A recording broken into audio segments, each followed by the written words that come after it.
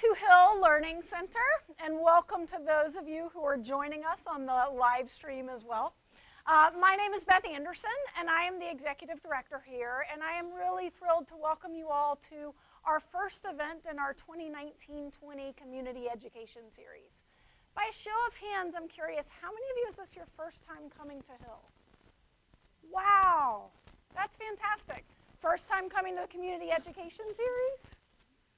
Pretty much everyone. That's wonderful. Well, our Community Education Series is a free resource that we really aim to provide to the community because we know that there are so many parents and educators and professionals out there who are looking for strategies and resources and research-based techniques to support their children in learning and in life. And we want to be a resource for that. And it also is an opportunity for us to help others learn about Hill Learning Center. We are a resource here for the community. We have a wide range of programs for students with learning differences. We have a summer program, a school year program, tutoring programs. We've got information outside if you'd like some of that. And then we also do a lot of training and workshops for educators, for parents. We have partnerships across North Carolina, if you look on the back wall, where we're working with school districts to train their teachers in research-based methods for teaching the 1 in 5 students who struggle with learning differences and attention challenges. The best way for us to reach our mission and to serve the community is actually through word of mouth, right? That's how people learn about Hill, who learn about us as a resource and help us achieve our mission. So we're glad that to see so many new faces in the room, that you are finding us, and we hope that you will also help us find others. As I mentioned, this is our first event of the year for our Community Education Series. We have a big month ahead. October is actually National Dyslexia Awareness Month and also National Learning Differences Awareness Month. And we have 3 community education events. As you're leaving, if you'd like to pick up a flyer, you'll get them all. On October 2nd, we'll have Dr. Teresa Maitland, who is just a phenomenal resource from over at UNC, talking about preparing your child with ADHD for college. I can assure you I will be there as a parent of a teenager, but she's fantastic. She's coming back. She's done this before and always one of our best attended and reviewed events. On October 12th, here at Hill Learning Center, we'll have Day of Dyslexia, which is actually hosted by the North Carolina chapter of the International Dyslexia Association, and it's a full day of events for parents and educators coming together in support of students with dyslexia. And then later in the month, we'll also be doing something new for us at the Carolina Theater in downtown Durham. We'll be showing a free screening of The Big Picture, which is a great inspirational film and documentary about students with dyslexia, again, all in honor of Dyslexia Awareness Month. So this is just a highlight of some of the upcoming events, and we hope to see you there. But what we are here for tonight is a real pleasure. It is my honor to introduce one of our faculty members here at Hill, who is also our executive function coordinator. She has been an educator for more than 40 years, really dedicating to always learning and always improving the practices that our teachers and our students employ to support their executive function skills. I've learned a lot from her. I've employed her to work with my own child. She's really a wealth of resources. And so let me welcome Geraldine Pesacreta.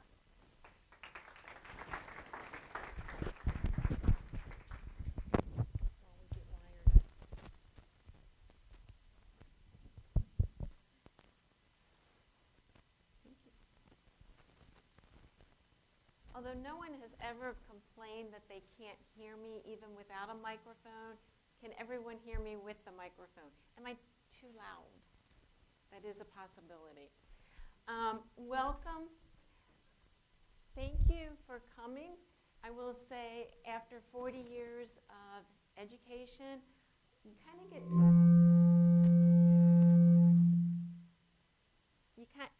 you kind of think, okay, I've got this finally exactly where I need it, and I kind of know most of the tricks of the trade.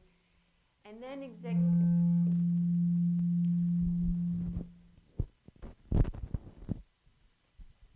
the one? Then can you hear me? Okay. Then I learned a lot about executive functions, and my whole thought on education completely changed. It has made a world of difference in my own teaching, in the education of the students that I teach, in the programs we provide here at Hill, in some of those tutoring classes that we have, the study skills. It has just, we have so many students who academically are on par, but still.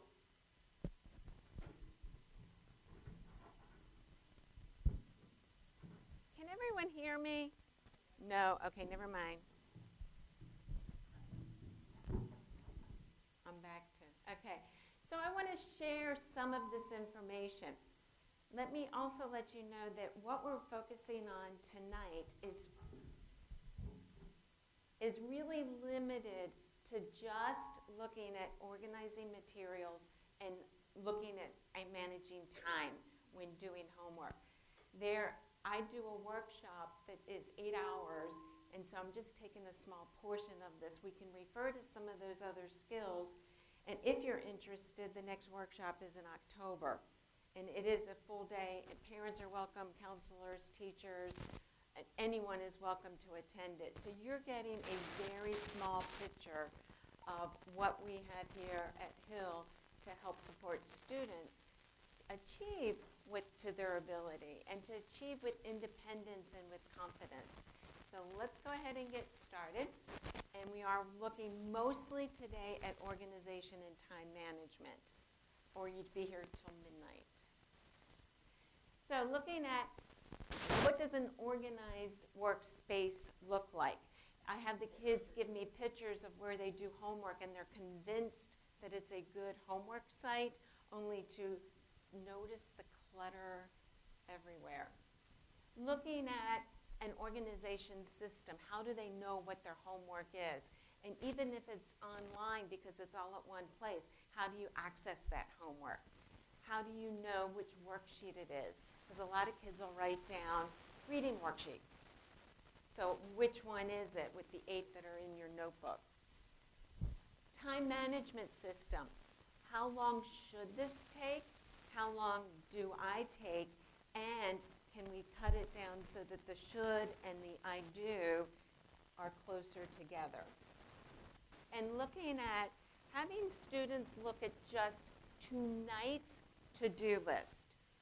We find that a lot of the students, when they're looking at homework and they're thinking a test a week from now that's too big to look at, they're looking a week out.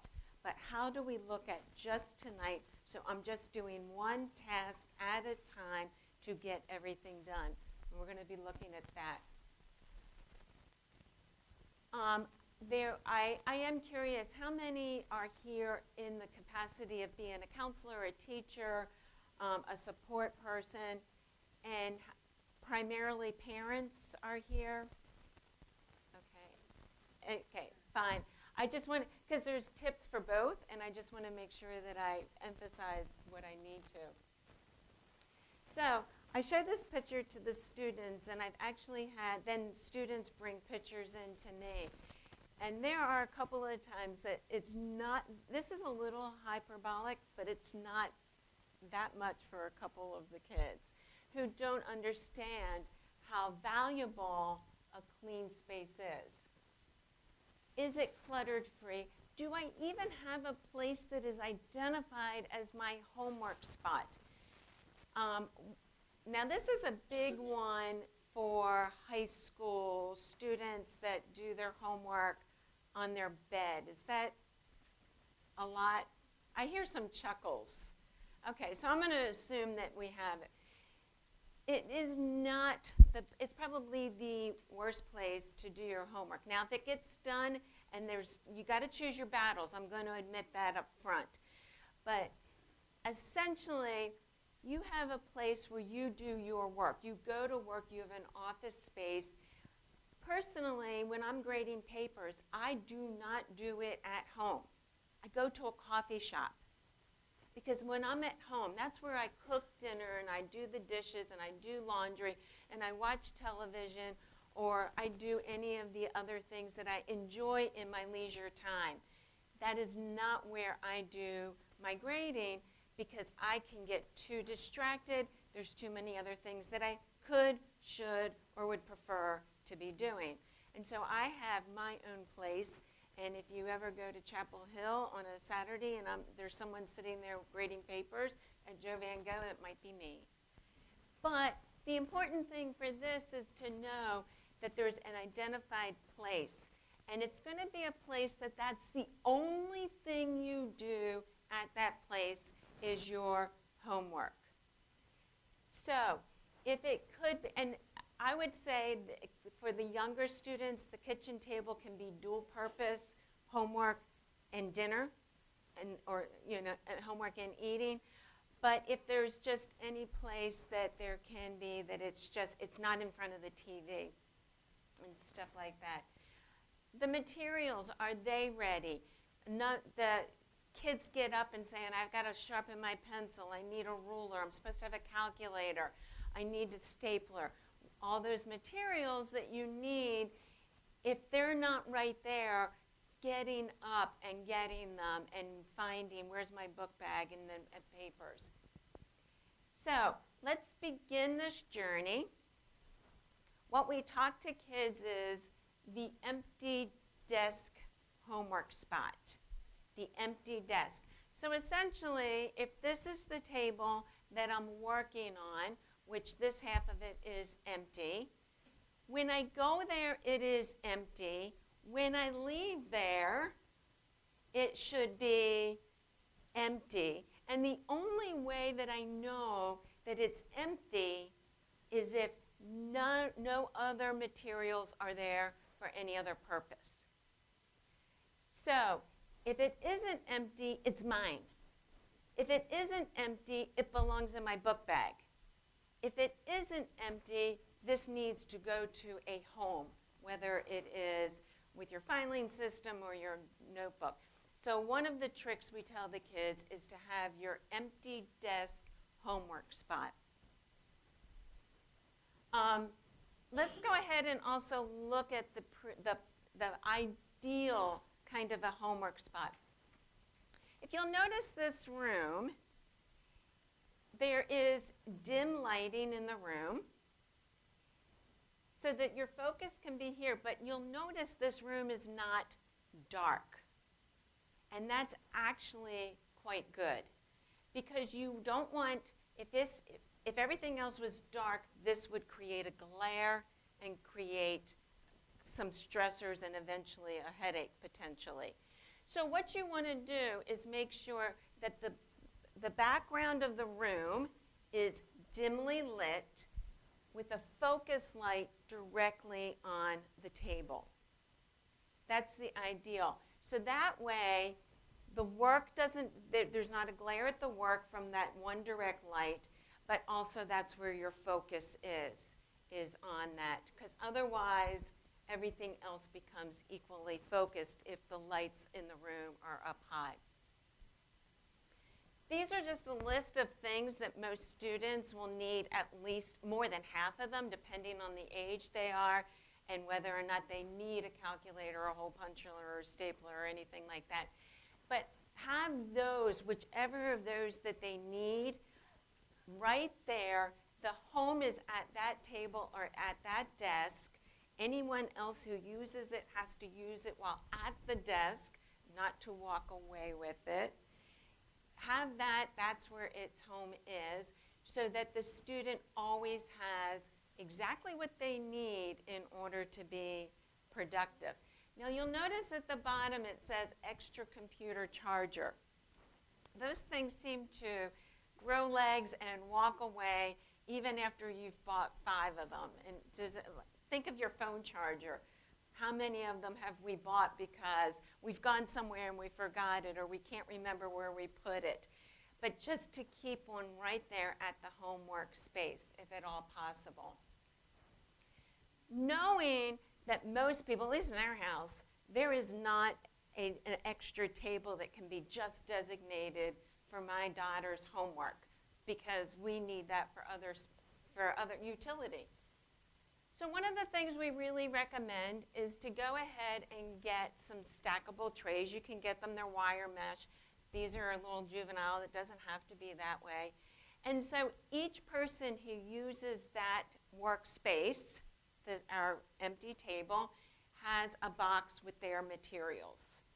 So if someone goes there in order to do the grocery list from menus, they get one of the boxes. If someone's there doing the bills, they get another box. And the child doing homework, or you could have 3 students doing homework, and you could have the blue one is the universal, that's the stapler, the scissors, the hole puncher, the whatever, and then each child could have a different one of the age-specific materials that they need. So it can be a multiple-use table, but there is no clutter left anywhere. It still remains the empty table homework spot. Especially for the older students and those that drive, first of all, if you can get and I know that we've already started the year, but the later in the day you can get a study hall, the better it is. So if you have any chance, if you don't have one now, second semester, if there is any negotiating, that really is quite helpful. This is what happens with first or second period study hall. I've got homework in history and science, but I've got study hall first period. They get to first period, they open up their history. They didn't realize they had to read 45 pages and respond in an essay. Well, there goes the entire first period, and the science doesn't get touched. And so the kind of navigating how much time they really need, they have difficulty with that. Determine a place outside of the home. Some of the students that we've had the greatest success with the older students is to go directly from school to a homework location. It can be the coffee shop. It can be Barnes & Noble. It can be other places. It can be the library. One of the things that they're discovering is the location that is identified as a homework place is far more valuable, and the noise distraction is not as much of a distraction as what people think. Now, there are some that it still is, but for a lot of students, having an identified place is far more valuable than being concerned about the noise in the area. Have any of you been to the library lately? Is it a quiet place anymore? No. And that, you know, the librarian that used to shush everyone all the time, it no longer exists. I used to do tutoring right there in the library, and the library, because it's safe child, safe sanctuary kind of area, it's all glass, and the table looks out into the parking lot. Boy, is that a wealth of distraction that is there. And so we sit actually in the middle on just one of the tables in the middle of the library. People are walking all around, and it is not nearly as distracting as what people think that it is. Schedule a time. Is it directly after school? Do we go home and have a snack and then do it? But kind of have a standard time. This gets complicated for those that are in sports, that have seasonal, if they're in the theater troupe, if they have dance classes or things like that. So if you have to sit down with your child and go ahead and schedule for the week, but at least, even if it changes every day, that child knows on that day what their homework time is. Now, when looking at this, one of the things, I'm sorry, let me go to one other, and then this has become very popular, especially among the middle school or 9th grade students, is to do homework when somebody else is doing homework, because they feel they're the only ones stuck here doing homework. A number of parents that I've worked with, they simply hire a college student, not to tutor, but to come and do their homework with their child who is doing homework. I can promise you that child, your child, isn't going to go on social media if they know the college student is sitting right there. It also takes the angst away between mom and dad. Get to work, are you done, are you focused? It takes that away.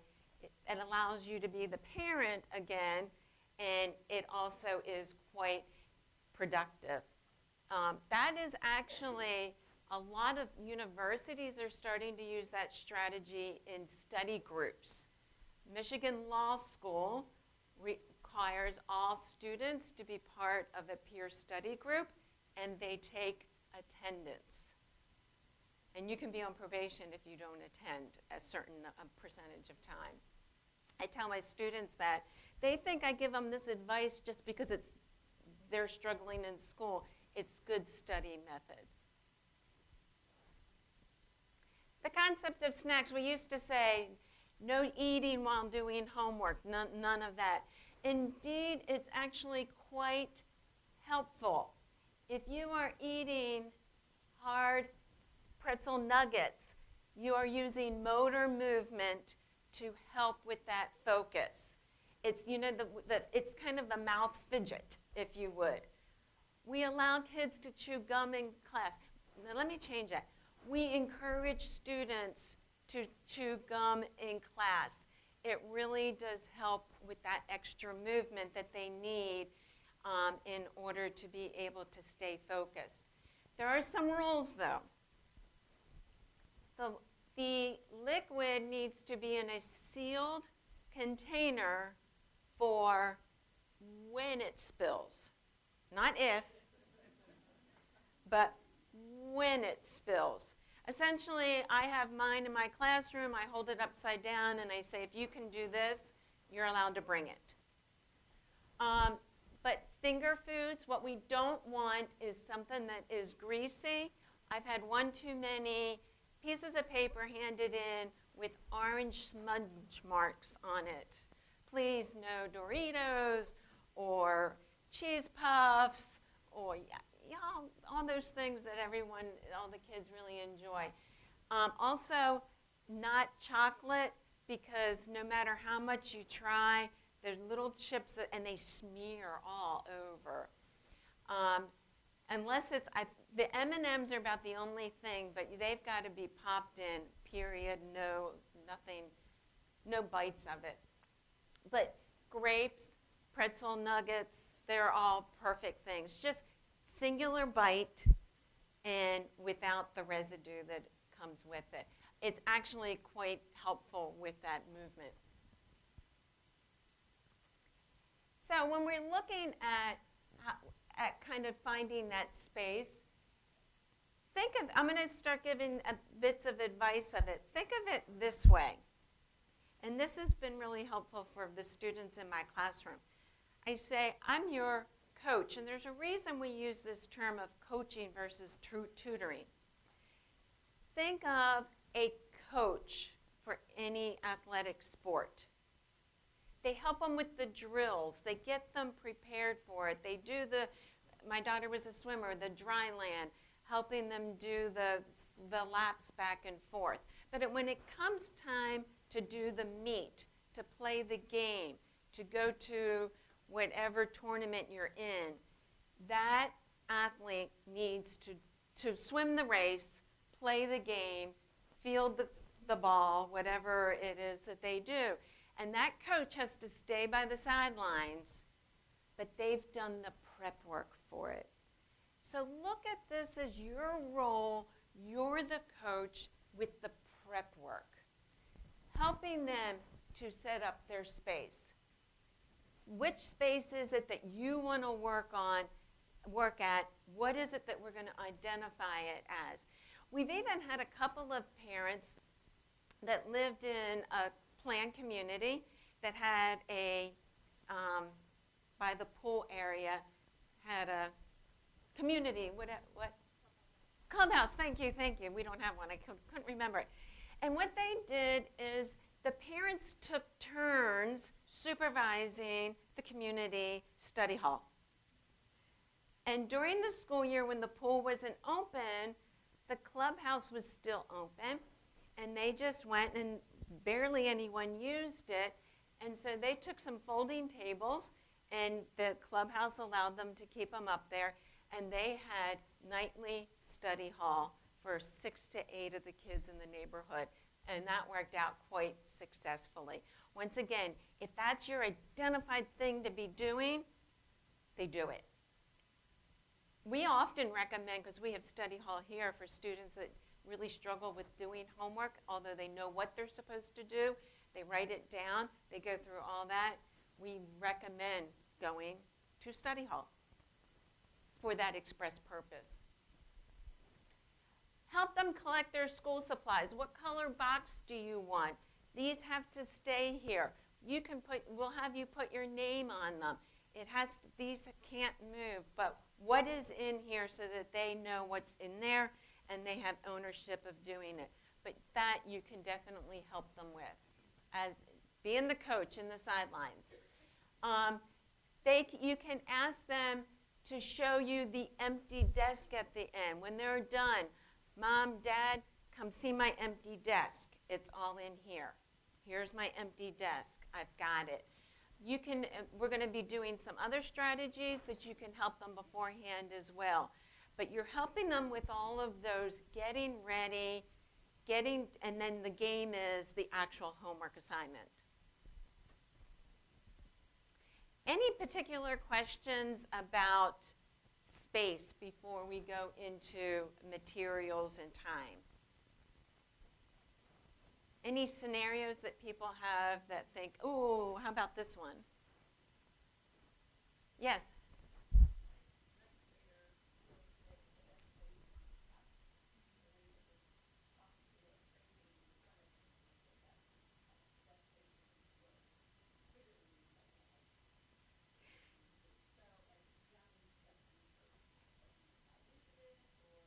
Okay, my question is, and I always say, because 100% of these we're not going to implement at the exact same time. Don't go home and implement everything. You will lose all of it. The proof is in the pudding. Is his homework done? Is it done well? And is it done according to the directions on time? And if that's the case, then he has won that battle, and let's go on to other battles. So I'm saying generically, but that doesn't mean that a student can't do it. We do have a couple that do it on their bed. They hand it in. They have more struggles with taking tests, so we're not going to fight that battle. If they don't, then just say, I'm going to give you, let's see what happens in a week. This is what we've learned. I would like to see how you do with this. You say you want to do it here. Show me that it is working. And if it is working, we're not going to go anywhere else with it. Yes?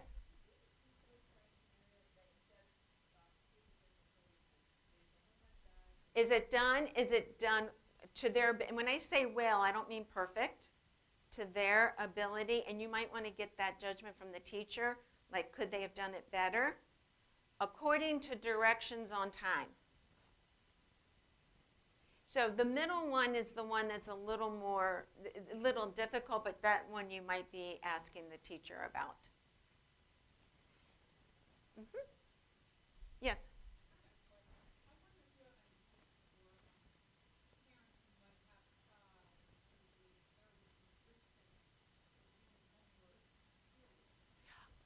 I would go ahead, and we're going to be talking about planning free time, and say that free time can be scheduled after the homework time. Let's plan the free time first. What do you plan to do? You're going to go ahead and have a party for one of your friends' birthdays in 2 weeks. Do you want to call so-and-so, and let's go ahead, and we could even go shopping for, I don't know, whatever it is they want to do for their free time. And I always cringe when I say the example is you can do gaming, but I know that that is often what their free time is. But I would say let's schedule that first. Now, when do you plan to start homework in order to get that free time? Because if you're not done your homework, you can't do that. And there can be some other things that I have suggestions for, because sometimes are they resistant because it looks too much and they don't see it as a singular? So if I haven't answered some more of it by the end, you can get back with me. Okay, so looking at actual materials, what kind of planners do they use? We are now in the digital age, and a lot of kids will say, I don't need a planner, everything is online. Oh, I see here a few chuckles over here. Everything is online. I'm going to say I predict in 5 years, and don't hold me to it, but I would say in 5 years we may or may not be using a planner, because indeed a lot of it is online. But that doesn't mean we're organized, and that doesn't mean we know what we have to do. But are our subject materials together? So is all science with science? Like English with English? Math with math? Or is it all one jumbled bunch in the bottom of the book bag? Yeah, I see too much of this. Have they written their name and date on the paper?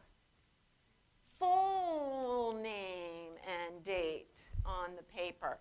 Because when you're looking at materials and you have an exam coming up and it covers from this date to this date, do you even know what materials? And that date gives you an order of how to review those materials.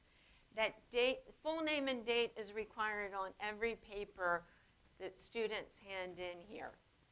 And if they don't, I take points because it's just the habit to get into. Can they locate their materials? Or is it 10 minutes into class they think, oh, I think I know where my homework assignment is, and we get that. Sometimes it is where they thought about it later, and sometimes it isn't. Can they navigate the websites efficiently, or do they go through too many links in order to get to what they need to get to? Or even the worst one, are all their documents still untitled? Or are they titled history? I titled it. So that's the kind of thing we're going to go ahead and start talking about now, is looking at what organizational system is being used.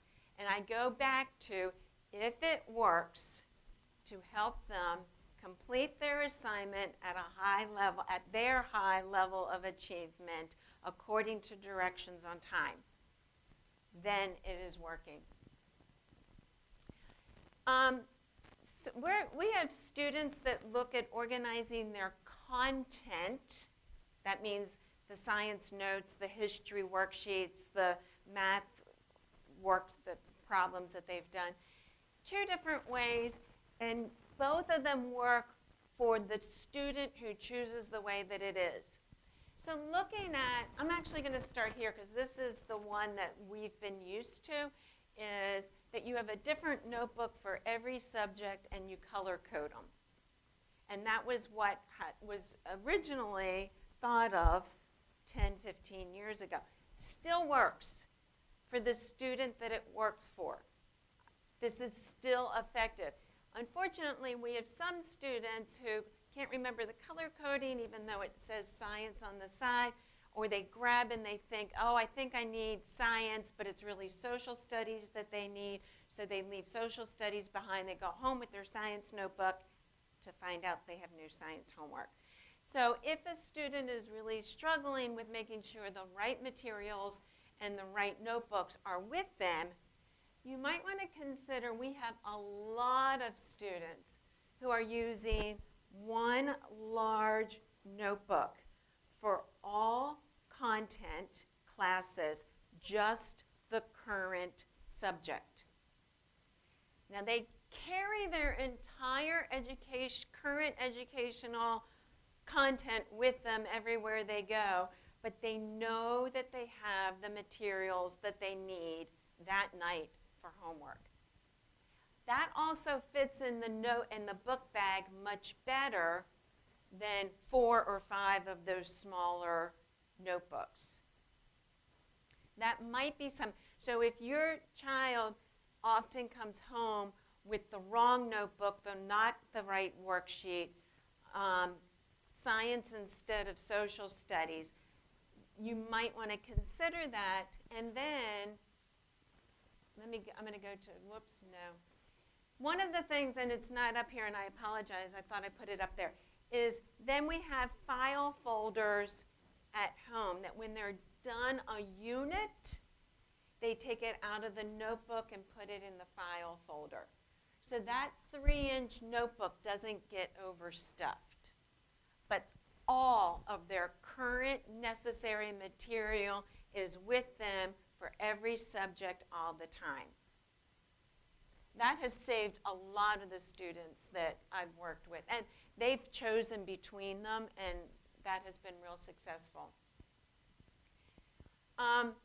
One of the things that we do, we keep saying to the students, put it in the ring, put it in the ring, put it in the ring, put it in the ring. But yet there's a couple of times the students will come to me and they'll say, but I'm given it as we walk out the door without hole punches, or it's a PDF that goes all the way to the side. So there are legitimate reasons that the kids simply can't. So we can preach that all we want, and they really can't put it in a notebook as they walk out the door and being handed it.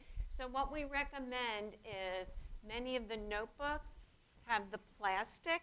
Yes?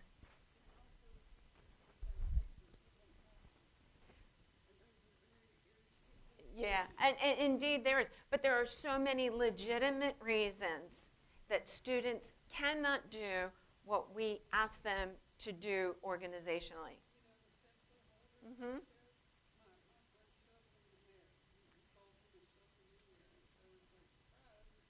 Yeah, and then if that becomes what the bottom of the book bag for others looks like. So it's not organized. So what we recommend is for all of those papers, there be a folder with the folders, not the whole thing, but the folder. And that be in there so that they can put it in the folder, close the folder, and secure it behind here, and file it that night. Now, one of the things with the PDFs, this is huge, this is very common, those PDFs that you can't use a staple and a hole puncher with. If you get sleeve protectors, they can put the PDFs in the sleeve protector and put it in their folder.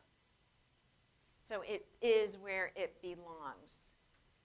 For the half sheets of paper, you can always have 2 of the hole punches if you turn it to the side. But that's something that this is where as a coach you can just say, okay, do you have any papers that you need to file? Help them go through that process so they have everything that they need.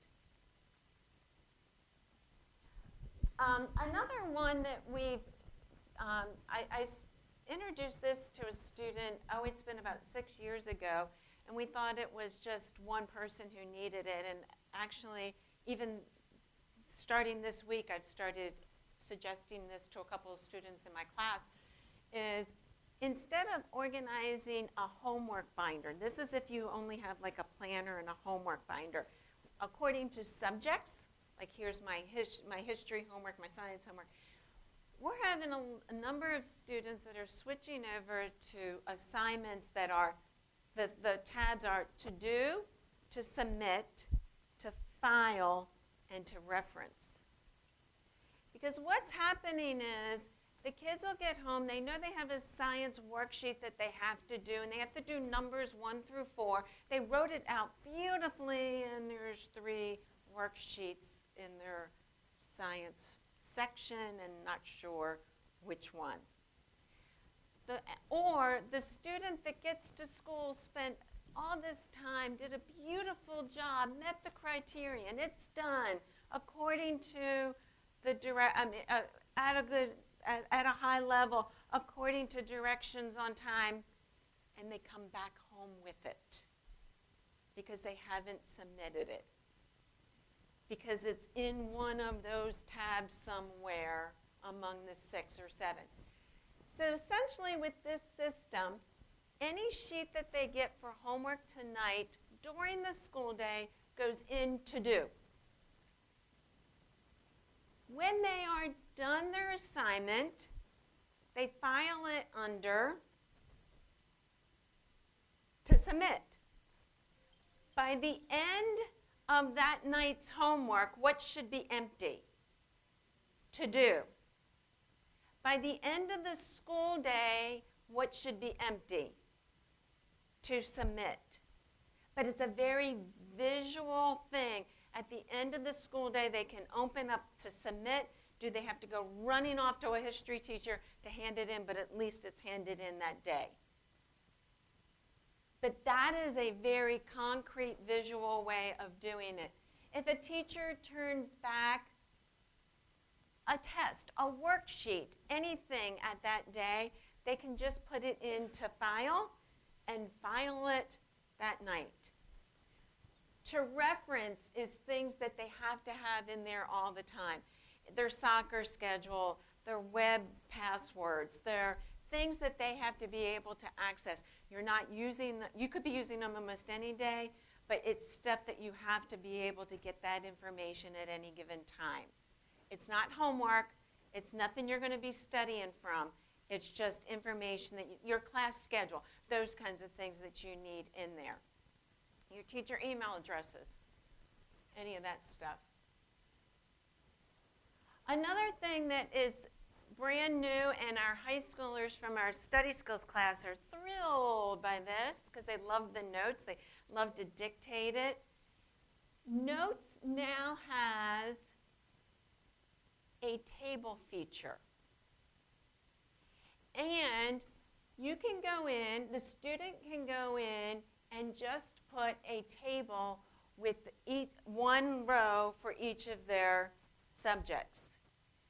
They can then either type in the assignment, dictate the assignment, or even cooler, if it's on the board, take a picture and it'll go in the table of the assignment. So essentially, at the beginning of the day, this is empty.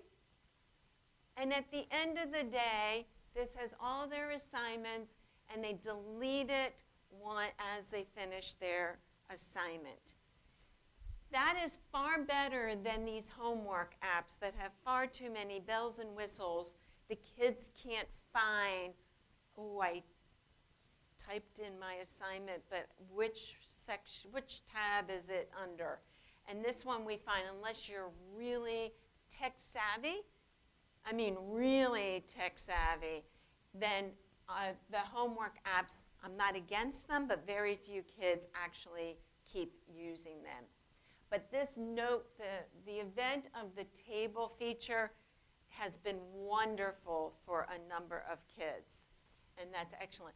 One of the things we also highly, highly recommend, no student should leave a class without something in here, even if it's the word none. They get home and they can't remember if they forgot to put it in there or if they don't have any homework. So there should be something in every one of these. Whatever system is used, even the word none has value, distinct value. For those that are teachers in here, or yes,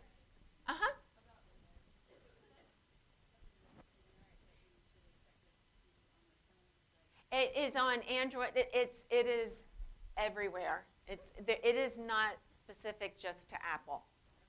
All Androids have it. Everyone has it. Yes, it's like up there with photos.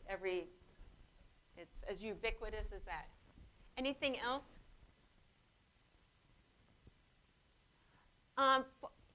This is something that even for parents, if you're talking with your teachers, if you could kindly suggest to them, or teachers or counselors who are here, the 2-minute mindful moment. If you come into, I can at least speak for the middle school, if you come into our pod area about 2 minutes, not about, exactly, 2 minutes before class is over, you'll hear 4 to 6 phone alarms going off as our 2-minute warning. Class stops, and that is the time the students process. This is my assignment. This is the material I need. There is no talking in the class as students put things away and make sure that they get the materials that they need. That 2 minutes has changed homework life for me. Oh, in the last, I think it's been 4 or 5 years that we've done it. I used to have somewhere around 6 missed homework assignments among my students, and now I'm down to about 0.3 per week. So there's always that accidental missed assignment. Also, this number of students that need to have web addresses written down. Remember we said reference section to reference? That needs to be in their homework notebook, in their planner, on their phone, whatever method that they're using. And we say to the kids, don't create a password that you're going to use for something confidential, because you need to have your password in writing so you can reference it. Because the number of students that used to come to us and say, I couldn't do my homework, I couldn't figure out how to get in, I didn't know the web address, what's my password, the whole shebang. And so we say, and it can just be it doesn't have to be this like this. This is the one we use, but it can just be a piece of paper, or it can be in the note sections with all their reference materials as a document. It needs to be in writing for them to reference. And those electronic, this is actually somebody's, I went into their documents. That's actually somebody's Google Docs list of documents. It's his drive. Wasn't really working, was it? And essentially, this is how you can, remember we talked about all these front end kind of things. Let's go in, let's set up a folder for each of the classes that you have. Within the folder of each class, as we create new units, let's do that. And then you put the documents in there. This is where you as the coach can help them set this up so that they can find that material and know exactly what that document is. I've had kids that have sat at the computer for up to 20 minutes trying to find that one assignment. And by the time you start opening up documents, the recent one is no longer anywhere near the top, and it gets harder and harder. So this is something that you could really do. Once again, that sideline drill as the coach.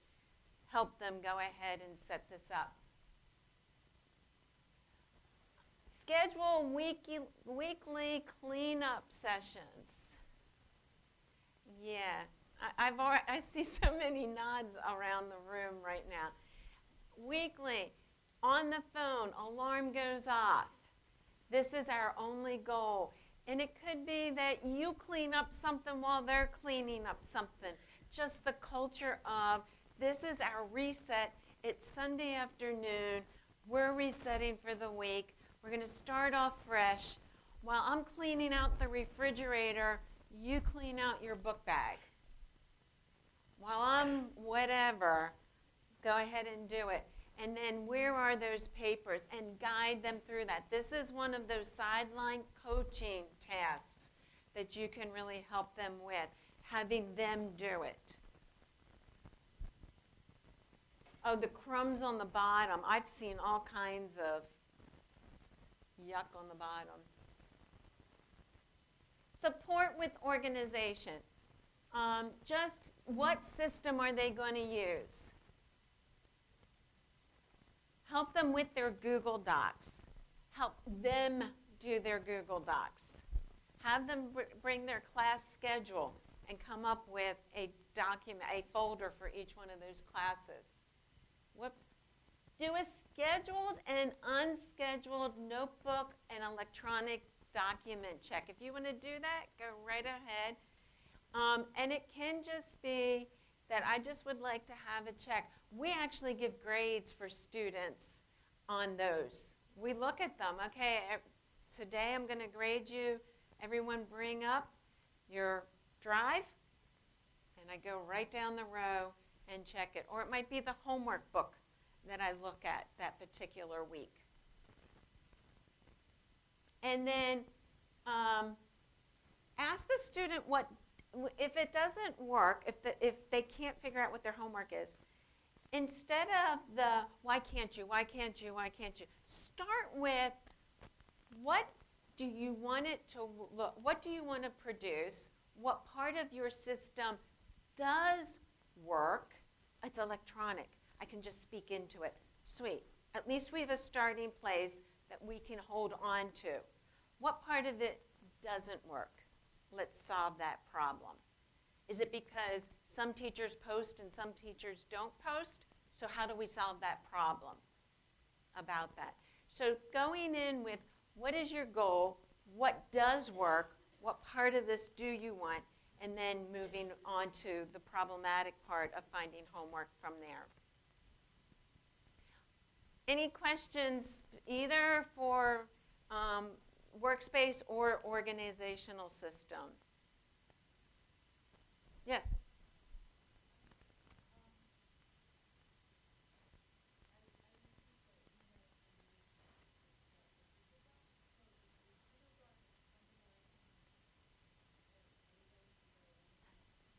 Yeah, essentially, what age do you have? 15. Okay. Let me just say, for a younger student, I would even have a lot, I would say to the younger student, you can share it with me and you can have your own and you can even preview it and look at it. Not at 15, they're not going to be willing with that. But you could go in, they could go in and you can just say, this is what Google Docs Drive looks like. And then these are all up there with Word documents. This is where their actual document is. And they can show you their drive, which is nothing other than a folder of folders. That's all that a drive is. And you can say, well, let's look at your history folder. Or let's set up a history folder and a science folder and an English folder and a math folder or whatever else that they're doing. And if you do, for younger ones, I've had a number of parents that they have a Google account and they go ahead and they have their child share the document with them.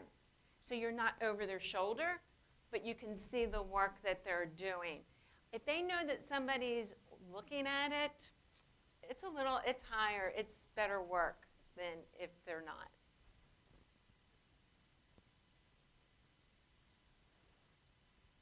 One of the things that is real helpful, especially for students, this one is real specific to an organizational system. What do they know, what do they have to do tonight? Just tonight. Because kids look at too much of the global, get fearful of what just tonight is, think it's going to take 8 hours, and don't start. And that's the student that has trouble initiating the task of doing homework. Just getting started. So what actually has to be completed? What length of time will it really take? And do I understand the benefit of starting to study small parts in advance and that it doesn't take that much time? And then also keeping up with your extracurricular and family commitments. And this is where we're also going to talk about adding free time to the schedule.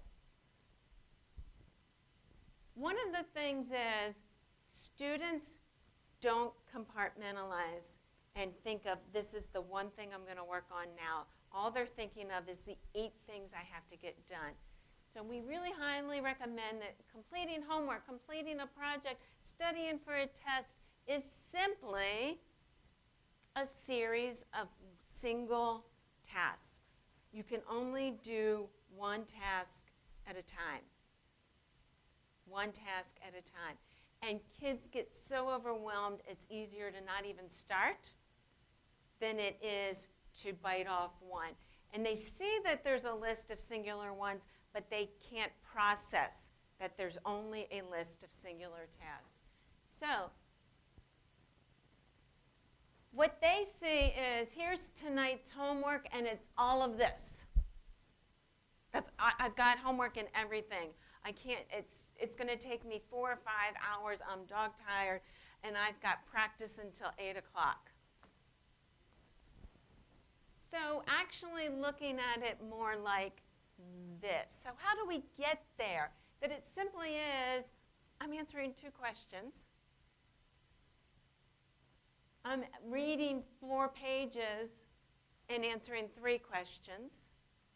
So let's go ahead. So how do we move from this to this? And that really helps with the student that has trouble with the initiation, getting started, being willing to do that checkoff list.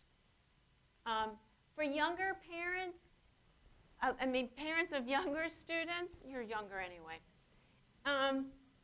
taking just a piece of paper, look at this paper. Look at this homework assignment. That looks awfully scary for a student that math word problems are difficult. Eliminate all but one. Just get rid of the visual that is really scary. That full piece of paper is a scary piece of paper. Get rid of everything but one.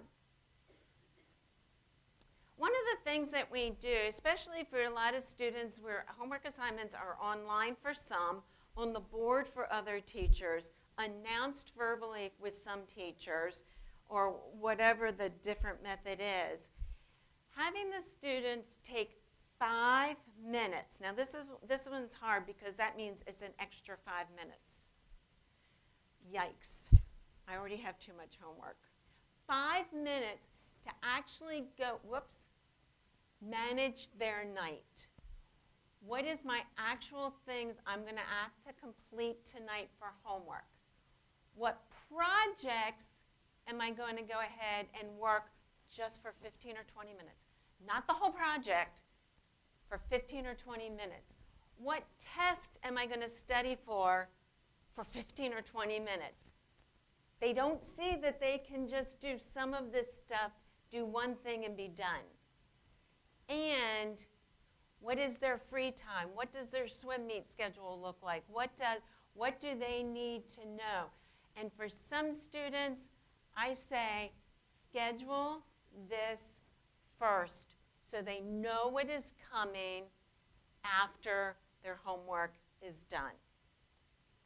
Then, after they have filled this in and they see, oh, that's only going to take 15 minutes. That's all that I need to do. They can look in doing this as one task at a time, and it's real specific. And when I'm doing the research, I'm only going to have to do 4 note cards. I'm not writing the whole paper tonight. I promise myself I'm going to do 4 note cards, 15 minutes, 20 minutes. I'm going to go on Quizlet because my test is on Friday and tonight's Monday. 15 minutes. So when you put this all together and you look at them as a series of singular tasks, filling this out, going to all the online Veracross or Google Classroom assignments, write it down. Going through a planner, write it down. It becomes one night singular task that all you're looking at, and let them predict how long it'll take. And they're going to find out it doesn't take as long as what they think. Yes.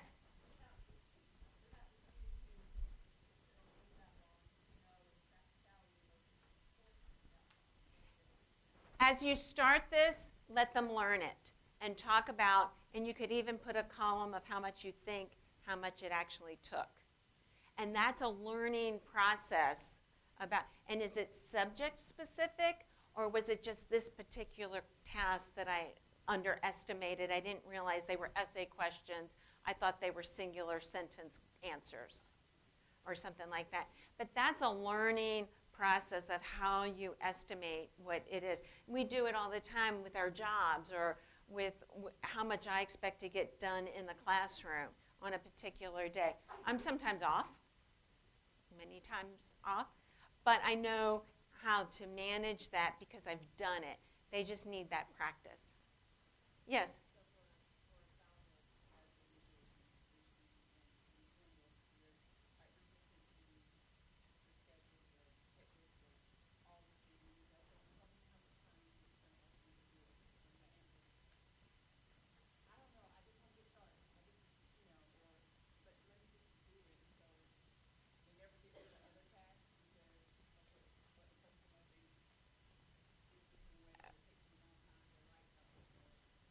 The question I do have is, are they concerned about it because they're afraid?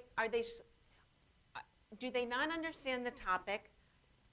Are they so concerned about everything that they're not intentionally focused because they're worried about everything else? Because they could be working on it and thinking, I'm thinking, yeah. And so what it is actually what they're thinking about is all the other things that they need to do. If it's a matter of they truly are thinking, then you might want to consider, which is a completely different topic, if it's something that needs to be read, could it be audiobook? If it's something that needs, so there's so many other ways of looking at it. If it's content processing versus homework issues.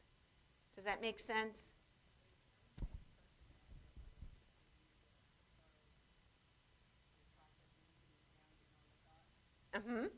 They could do voice dictate. So there are other ways. So, but if it's a matter of I'm stuck because I've got 8 hours of homework, that's what we're talking about here. And you could even cover them up. And the nice thing with this, and I am going to go ahead. So what in front of you, you have, can I steal this just for 1 second? First of all, the directions on one side, and the other side is the actual, what's on the board. It's half sheet. You copy them, you cut them in half, and you staple the top. This stays at their work site, not at school. It doesn't go. This isn't with their planner. They sit down, they plan their night. This is where you can help them and say, let me help you. You can be done in 5 minutes. We're going to go through your websites. Let's go through each of your classes. Let's just write it down what it is. And then start, either they can decide the order they're going to do it and number it, or they can just start at the top and go down. Their goal is to be done for that free time. But they're only doing, and then what they do is when they're done, they cross it off, they tear off that sheet, crumple it up, and throw it away. And they start the next day with a clean sheet. This is an organizing process, not a planner at school process. Is that a little clearer with that? So it's low tech. But it really, if the kids have 5 minutes to process, what do I need to do? Oh, is that all I need to do? And it's usually that more than the other way. Or it might be an eye-opener of, I should have started 2 days earlier, so maybe the next time they have that kind of a project. Once again, they're learning every time they go through this. So the next time they have that kind of an assignment, they'll know that it takes 45 minutes instead of 15. The other thing that we have is, and you have a copy of it, is kids that have trouble managing long-term assignments. They think they have tons of time. 2 weeks is an eternity until it's the night before.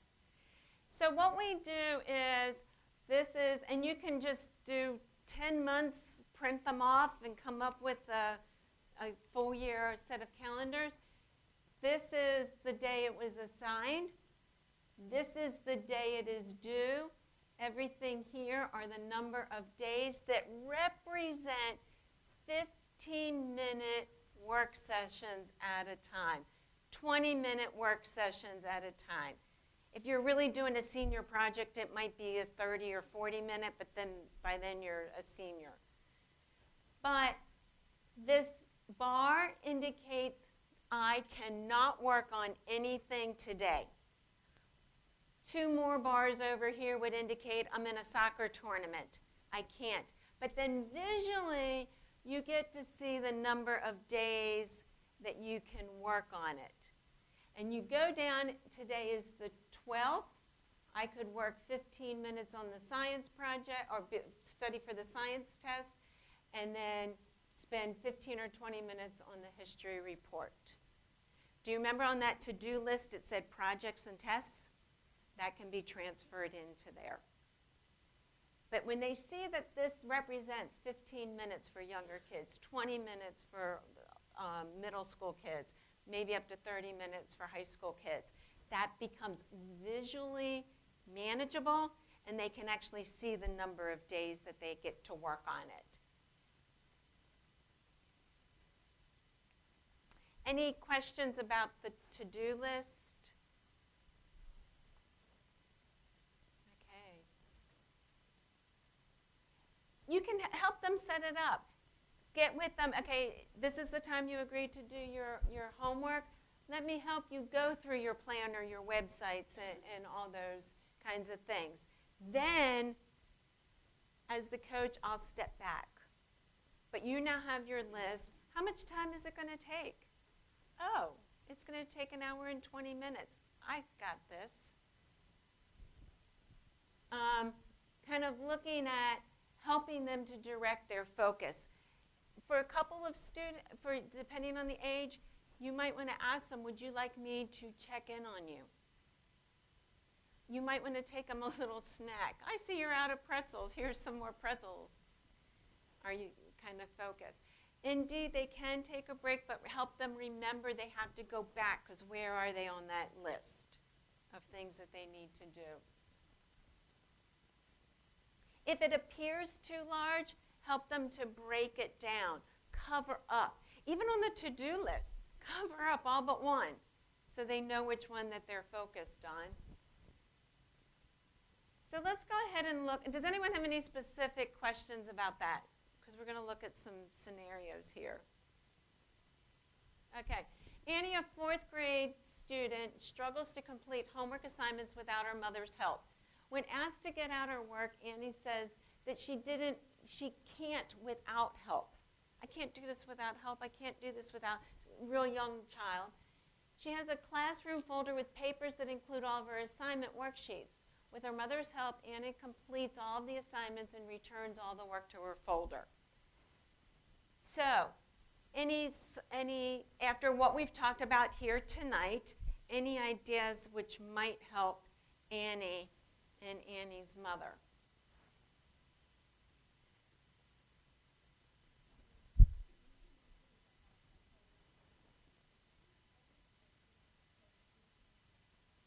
Uh-huh.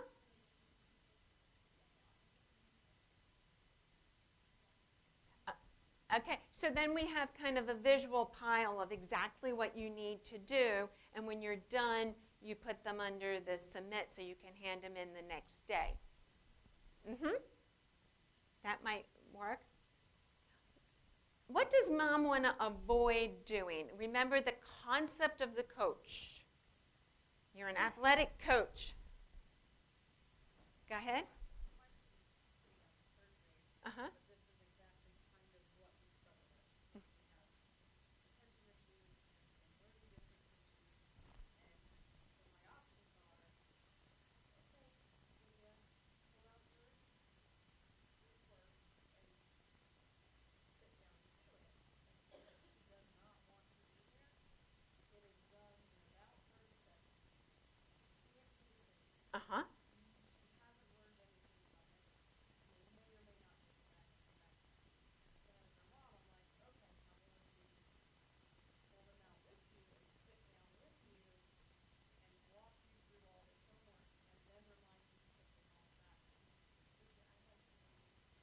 Okay. Well, so let's look at some of these things. First of all, some concepts of singular task concept. Olivia, what's the one thing you're going to do? That's all we're going to pay attention to. What's the one thing that's your goal right now? And that's the only thing.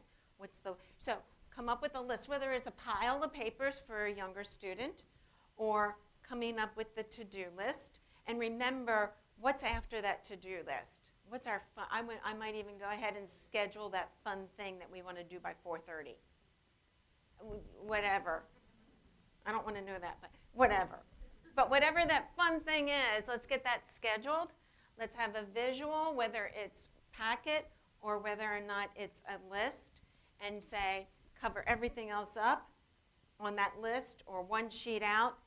This is the only thing I want you to focus on, and I'm going to work at this while you work at that. And this is what I'm expecting for you to be done. I want you to be able to have it clearly so I can read it. Your teacher can read it. And I'm wanting you to do your best work. And it's only one thing we're doing. And try to deal with it as a set of singular tasks. And we're trying to get to that YouTube to go ahead and motivate it. And then after that, here's your, would you like another sip of something? Or here's kind of some movement, motor movement, whether it's chewing or gum or grapes or whatever. That makes a big difference. It really does. Or it could be, let's go ahead and run around the house 3 times and come back and do one singular task. We still have time before 4:30. So looking at it as a bunch of singular tasks would be.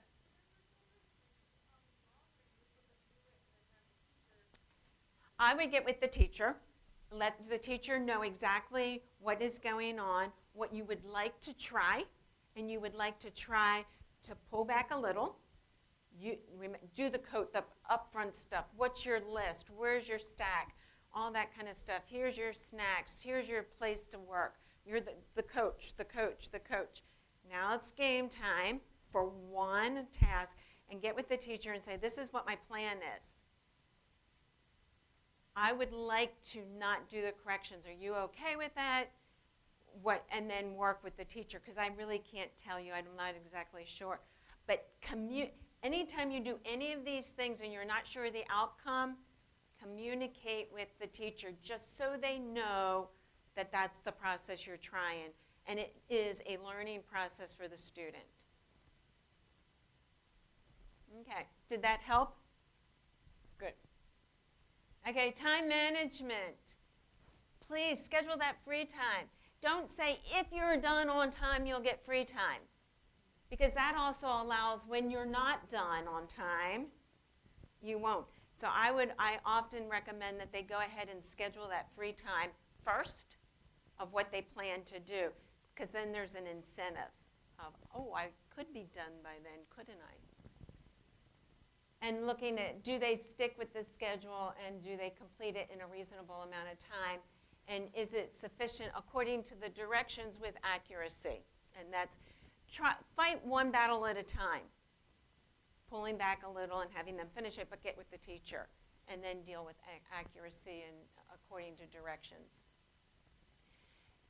According to research, this is the approximate amount of time that you're looking for sustained work over, this is what you're working towards. I'm not suggesting everyone is doing this, but this is what you're working towards developmentally. That research did not do lower school, but I think we could extrapolate to 10 minutes, 15 minutes, or 20 minutes, depending if it's first, second, third, fourth. Also, breaks should be no longer than 5 minutes. Anything longer, you're going to lose your focus, you're going to forget what you were doing, and it's going to take 10 minutes to regroup, which makes your homework time even 10 minutes longer. Anything shorter, you really have not done your brain break. So 5 minutes is what research is saying to do that. We've already talked about this, allow for breaks, so I'm not going to spend any more time. I'm going to get with people about questions. When you're doing homework, always do it in this order, especially for high school students who have more homework, and they truly do have lengthy homework periods of time. First of all, you got to schedule weekend time. There's no avoiding that. There's got to be some weekend time. You can't get away without doing the assign today, due tomorrow. That has to be first. You can't put that off a day. It's just, that's what you do first. The second thing you do, which is probably the hardest thing in the world, and it's a whole half-day workshop on processing new information, because down the road, studying for a test will be really easy when you actually review it on the day the notes were given. I spend about 2.5 hours on that in the workshop. The other one is long-term assignments and tests that you have to do. So they're all on that to-do list. All these different timers that can help. Sometimes they're distracting for students. Sometimes it could just be in the background so they can glance at it.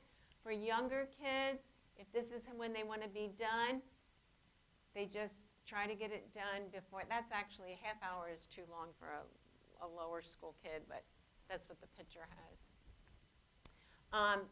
The red line timer, I'm sure everyone has heard of the red line timer. I really wish I had invented it.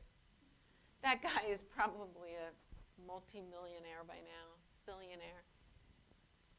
For those that are, excuse me, I'm sorry, that are technology, there is one timer that I would recommend, and that is the Focus Keeper. It is free. You can get the for pay version, but it has a lot of bells and whistles. The nice thing about this is it freezes your phone and it stays up so it doesn't black. The phone doesn't go to sleep. So it's always showing. So otherwise you might as well use your clock. If it blacks out, then that gives them another excuse for going on to their phone. But this, you could go ahead and lock it into this and it stays up. The paid version, you can lock it into this. The free version, it just stays up.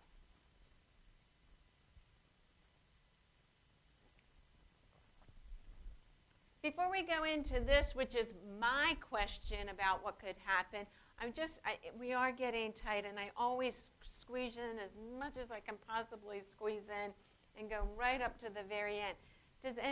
I do want to open it up for questions before we move on to Sally, but I'm happy to go ahead and continue with that.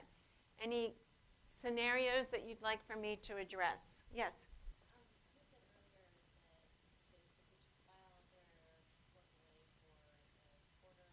Mm-hmm. You could. It depends. They might need it for a semester exam, depending on the age. If you have a question, you might want to ask the teacher, or send a mass email.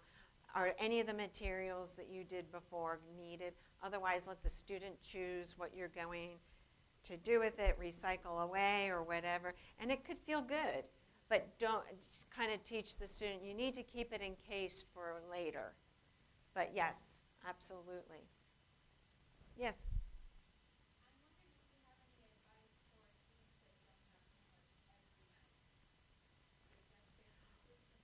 I would say schedule a homework period every night. There's always a test that will happen at some point. That's where we have this. You took notes today. Let's start processing it, putting some of it into Quizlet, making a summary of it, dictating. We have a lot of kids that are now doing oral podcasts of their notes, and then they listen to them. Now that podcasts are real big, they create their own podcast, or they share podcasts, so there's always something you can process, study, or a project to work on. Yes?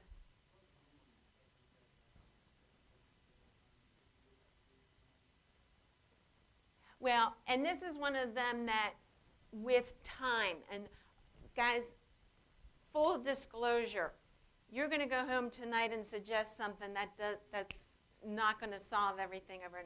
But you're starting this concept and culture of, yes, you have time for free time.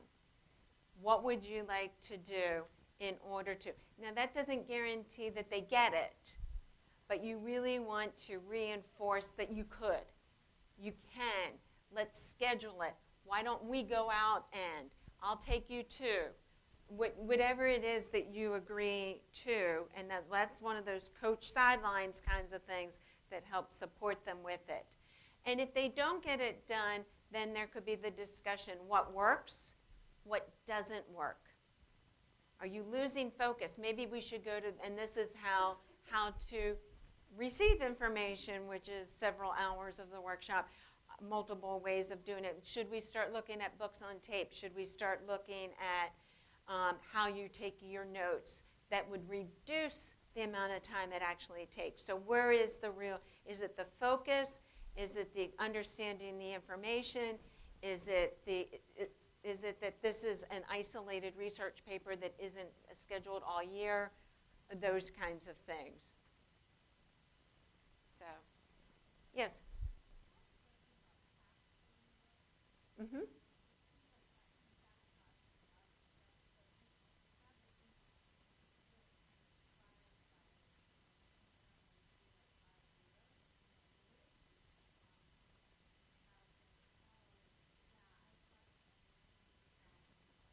Classroom home. Yeah.